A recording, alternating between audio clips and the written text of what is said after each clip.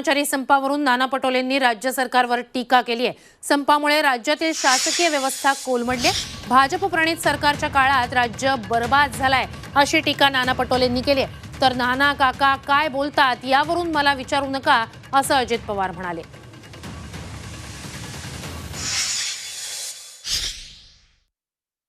जुन्या पेन्शनच्या मिळाली नाही म्हणून आज सगळे संप सुरू झालेले आहेत। आज सगळे ऑफिसेस ओसाड पडलेले आहेत। राज्यामध्ये शासकीय व्यवस्था कोलमडलेली आहे आणि कधी नव्हे महाराष्ट्र या भारतीय जनता पार्टीच्या प्रणित सरकारमध्ये जो बर्बाद करण्याचं पाप झालेलं आहे ते खऱ्या अर्थानं या महाराष्ट्राला कधी भूषणावं नाही।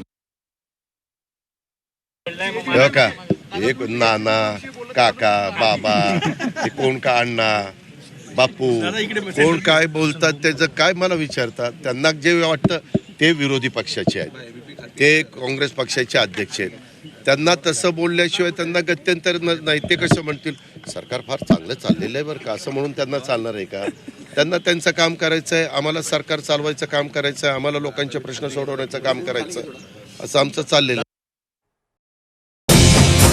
विठू माऊलीचा गजर म्हणजे